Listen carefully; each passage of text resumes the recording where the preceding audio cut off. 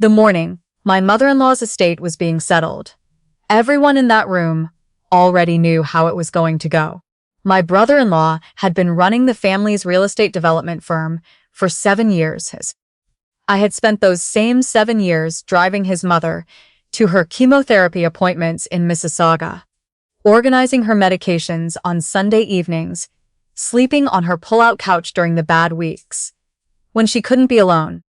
So when the notary announced that my brother-in-law was receiving full ownership of the firm, while I received nothing but the old lake house in Muskoka, he actually laughed. Out loud. In a room full of people. And then he said something that made every person there go completely still. What happened next, nobody in that family saw coming.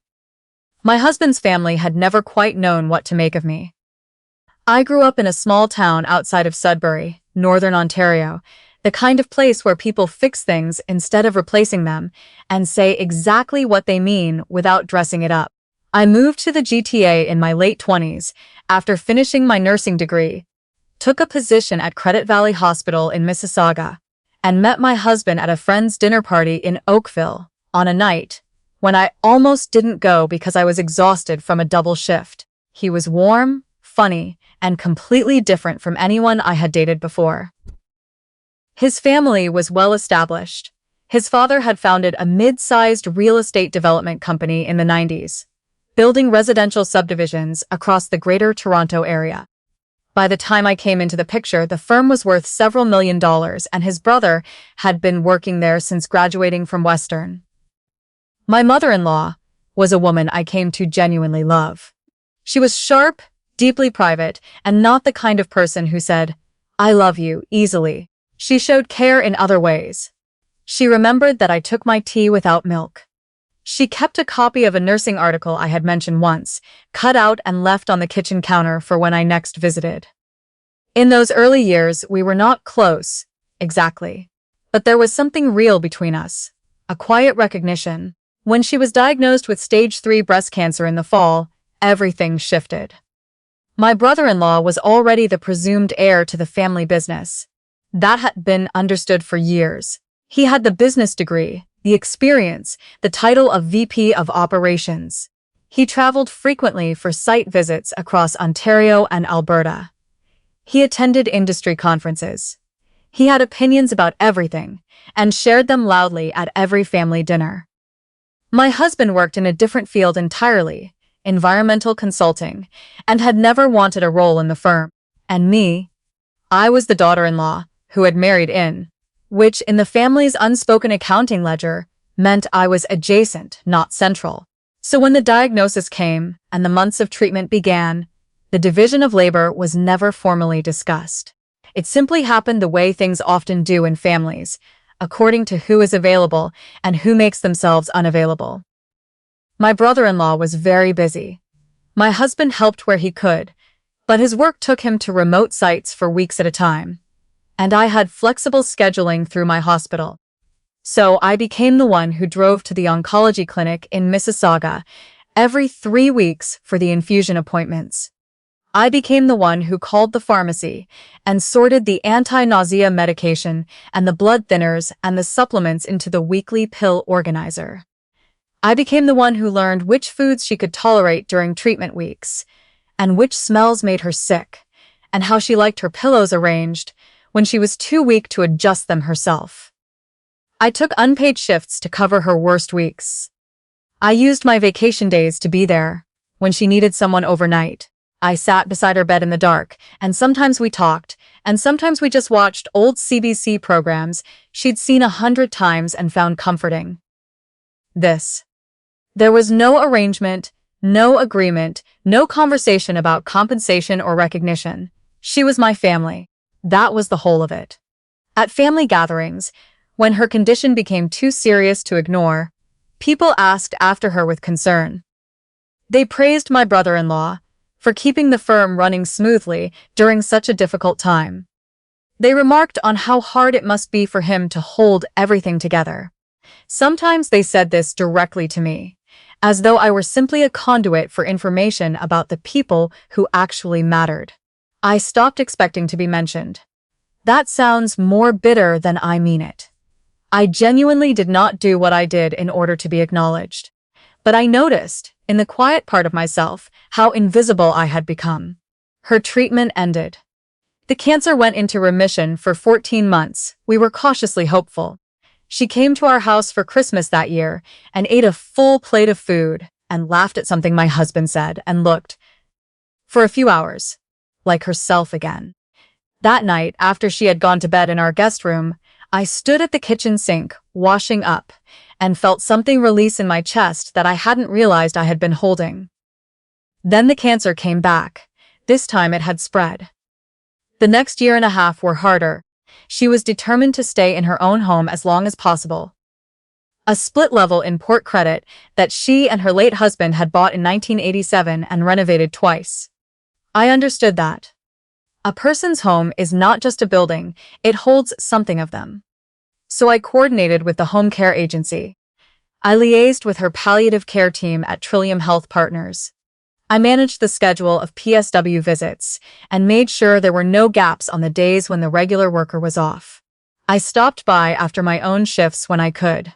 I showed up on weekends.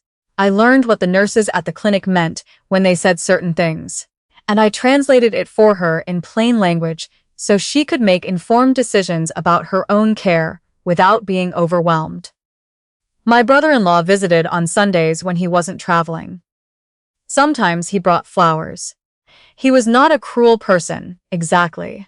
He simply lived at the center of his own world the way some people do, and it did not occur to him to notice what was happening at the margins. In her last months, she and I talked more openly than we ever had. She told me about her childhood in rural New Brunswick. She told me about the early years of her marriage. The lean times before the business took off. The summer they couldn't afford to fix the car, and her husband rode his bicycle to job sites in the rain. She told me about the things she regretted and the things she didn't. She was not sentimental about money. She had watched what money did to people over a lifetime in the development industry, and she had formed clear views. She died on a Thursday morning in March, quietly, in her own bedroom, which is what she had wanted. I was there. My husband was there. My brother-in-law arrived 40 minutes after. The funeral was at a church in Clarkson. Extended family came from across Ontario and a few from out west. People spoke about her accomplishments, her strength, her decades of community involvement. Several people mentioned the business, the family legacy, the continuity represented by my brother-in-law's leadership. I stood beside my husband and held his hand and said nothing. 3 weeks later, we gathered at the offices of a notary in downtown Mississauga for the reading of the will.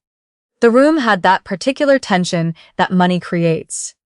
Her sister from Hamilton was there, 2 cousins from Burlington, my brother-in-law's wife, who had dressed for the occasion in a way that suggested she had thought carefully about what to wear. My brother-in-law himself sat at the head of the table with the easy confidence of someone who already knows the outcome. The notary, a precise and unhurried man who introduced himself as Mr. Alcott, arranged his documents and put on his reading glasses. "Mrs. Hartfield's estate has been carefully considered," he said. The room became very quiet. He went through the preliminary items. A few personal effects distributed to specific people. A donation to the cancer center at Trillium. Then he reached the central assets.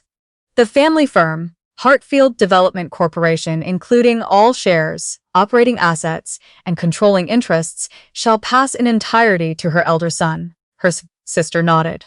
The cousins exchanged a look. My brother-in-law's wife touched his arm. He sat back with a composed smile that he was working hard not to let become something wider. The notary continued. The property at Lake Rosso in the district of Muskoka, including the cottage, the boathouse, and all surrounding acreage, shall pass to her daughter-in-law. The room shifted. A few people glanced at me with polite surprise. My brother-in-law's expression flickered. His wife's hand moved off his arm. That was it. The room filled with the low murmur of people recalibrating. My brother-in-law set down his water glass with more force than necessary. He looked at me across the table and smiled in a way that was not a smile. "A cottage," he said. That's what you get for all those years of playing nurse. A few people looked uncomfortable. He didn't stop. I guess wiping someone down and managing their pill schedule is worth about what a rundown Muskoka property goes for these days. He tilted his head slightly. Though honestly, if you'd put in a bit more effort at the end, maybe she'd have left you something useful. The room went absolutely silent. Not the polite silence of discomfort. The deep silence of a room full of people who have just heard something they cannot unhear. My husband's hand found mine under the table. Before I could find words, Mr. Alcott removed his glasses, set them on the table, and folded his hands over the documents in front of him. "There is," he said, in the same unhurried tone he had used throughout, "one additional matter that Mrs. Hartfield specifically instructed me to address after the primary distributions were announced." My brother-in-law exhaled slightly. "Another donation to a charity?" Mr. Alcott did not acknowledge the comment. He reached into a separate folder, the kind that looks personal rather than legal, slightly worn at the corners, the sort of envelope someone has handled many times. "Mrs. Hartfield prepared a letter," he said. "She asked that it be read aloud in full." I felt something tighten in my chest. She had not been a woman who wrote letters. If she had written one and left it with the notary, it was not casual. Mr. Alcott unfolded the pages and began to read. "To my family. If you are hearing this, then I have already gone, and you are sitting in a room together trying to understand what I meant by the choices I made. I ask you to listen carefully before anyone forms a conclusion." The room was still. "I am grateful for the business my husband and I built. I am glad that it will continue. I watched my elder son learn that business from the ground up, and I trust him with it. He earned that role through years of genuine work, and I do not diminish that." My brother-in-law straightened slightly. "But I want to say something about the other kind of work, the kind that does not appear on a resume. The kind that happens in hospital waiting rooms and pharmacy lineups and in the dark of a bedroom at 2 in the morning when someone cannot sleep and is frightened." The room did not move. For the past 4 years, one person showed up when showing up was inconvenient, exhausting, and invisible. She reorganized her career around my treatment schedule. She learned my care plan better than I understood it myself. She sat with me during infusions and never once made me feel like a burden, which is a more remarkable thing than most people understand. I could feel people looking at me. I kept my eyes on the table. She never asked what she would receive. She never hinted at it. She never positioned herself or calculated. She simply loved me in the most practical, unglamorous, and consistent way I have ever been loved by anyone outside of my marriage. Someone across the table cleared their throat softly. I was not going to cry in front of these people. I was absolutely going to cry in front of these people. The Muskoka property appears, on the surface, to be the smaller gift. I want to explain why it is not. Mr. Alcott turned a page. 18 months ago, I was approached through the firm's contacts by a renewable energy developer based in Toronto. They had been quietly acquiring land and easement rights across the Muskoka and Parry Sound districts for a wind and solar corridor project pending provincial approval. The acreage attached to the Lake Rousseau property sits within the identified development zone. The first sound in the room was my brother-in-law's chair shifting. I engaged a lawyer independently of the firm to review the proposal. I did not discuss it with anyone in the family. I made a decision. Mr. Alcott set down the letter briefly and picked up a second document. He placed it on the table. 3 months before her death, Mrs. Hartfield entered into a preliminary agreement with Northreach Clean Energy Inc., granting a long-term development easement and revenue-sharing arrangement tied to the Muskoka property. The agreement is conditional on provincial approval of the corridor project, which received Stage 2 environmental clearance from the Ontario Ministry of Natural Resources and Forestry in February of this year. The room was experiencing a different kind of silence now. Based on the terms of the agreement and independent land valuations conducted in January, Mr. Alcott said, returning his eyes to the assembled family, The projected value of this arrangement over the initial contract period is estimated at between $4 and $6 million. My brother-in-law's wife made a sound that was not quite a word. That can't. My brother-in-law started. The documentation is here, Mr. Alcott said simply, and slid a bound folder across the table. His hands moved to it. He opened it. I watched his face as he read the first page, then the second. The confidence he had carried into that room, the specific certainty of a man who had never seriously considered that he might be wrong about the order of things, left him in the way that warmth leaves a room when a window is opened in January. Mr. Alcott lifted the letter again. I want to be clear about one more thing. The firm is profitable, and I expect it to remain so. But my elder son is also inheriting the balance of 2 construction loan facilities, totaling approximately $900,000, a series of contractual obligations with subcontractors and municipal partners, and the full liability exposure of an operating development company in a market that is not what it was 3 years ago. He is inheriting a business, which means he is inheriting its weight as well as its value. I know he can carry it. I believe in him. But I wanted the family to have an accurate picture. Someone at the far end of the table quietly set down their coffee cup. The lake property carries no debt, no obligations, no exposure. It carries only possibility. Mr. Alcott folded the letter to the final page. I am leaving her this not as a consolation prize, and not as a secret reward. I am leaving her this because she is the only person in my life who ever cared for me, without any accounting of what she might receive in return. She did not do the math. She just did what needed doing. In my experience, people like that are rare. And in my experience, they are always, eventually, the ones who deserve to be surprised. The notary set the letter down and removed his glasses again. The room was quiet for a long moment. Eventually, people began to stand, to gather their things, to find reasons to speak to each other in low voices near the door. My brother-in-law's wife said something to him quietly. He did not respond. He remained in his chair, with the bound folder open in front of him, turning pages with the careful attention of someone who is only now understanding what they are looking at. His wife looked at me once as she passed. I could not read her expression, and I did not try. My husband walked me out to the corridor. We stood by the elevator, and he held me for a long time without saying anything, which was the right thing to do.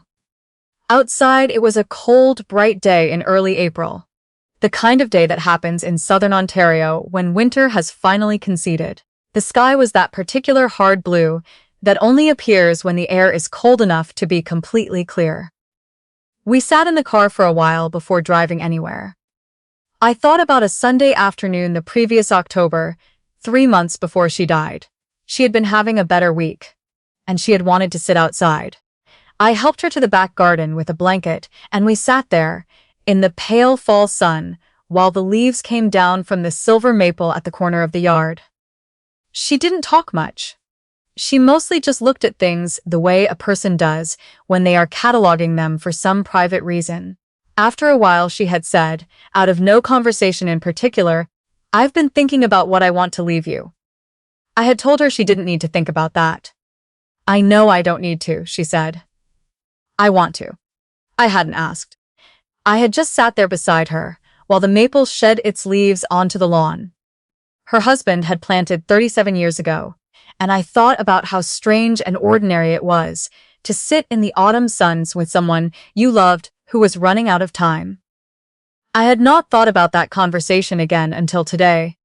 Driving home, I passed the exit for Trillium Health Partners and thought of all the mornings I had taken that turn off the QEW. The parking garage. The elevator to the oncology floor. The particular smell of the clinic waiting room and the sound the infusion pumps made. I had not done any of it because I expected to be rewarded. That is the truest thing I can tell you. I did it because she was my family and she needed someone and I was there. But I also think she knew something I had not fully known about myself until that moment in the notary's office, sitting across the table from a brother-in-law who had already decided my value before the documents were opened. She had known, in the way that people know things when they have been paying close attention for a long time, that there is a difference between the people who spend their lives building towards something and the people who spend their life showing up for someone. She had known which kind of person I was. And in the end, quietly, in the careful and private way she did everything, she had decided that mattered more than anyone else in that room had thought to consider. I did not smile about what I had inherited.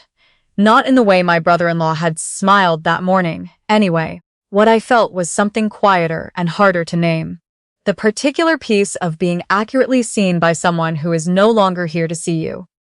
The strange grace of being known. That was worth more than any agreement with any developer. And she had known that too, which is why she had taken such care to leave me both.